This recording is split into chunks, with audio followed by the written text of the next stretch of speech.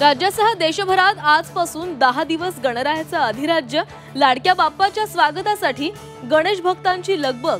Zee 24 तासवर बाप्पाच्या उत्सवाचा जल्लोष. गणेशोत्सवानिमित्त मुंबईतील सिद्धिविनायक मंदिरात रात्रीपासूनच भाविकांची गर्दी. तर लालबागचा राजा, मुंबईचा राजासह प्रसिद्ध गणपती मंडळांतही दर्शनासाठी रांगा. पुण्यातही गणेशोत्सवाचा उत्साह. प्रसिद्ध दगडूशेठ ट्रस्टकडून पद्मनाथ मंदिराचा देखावा. तर मानाच्या गणपतींसह विविध गणपतीची वाजत गाजत होणार प्रतिष्ठापना.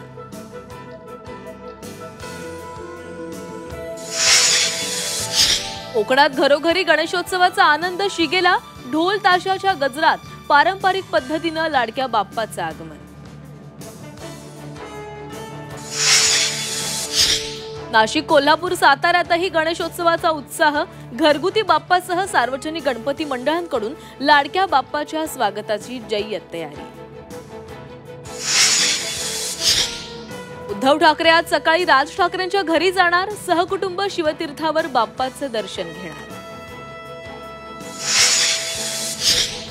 सेलिब्रिटींच्या घरीही बाप्पा विराजमान. अभिनेता सोनू सूदच्या गणरायाचं जल्लोषात स्वागत. मराठी कलाकारही कलाधिपतीच्या भक्तीमध्ये लीन.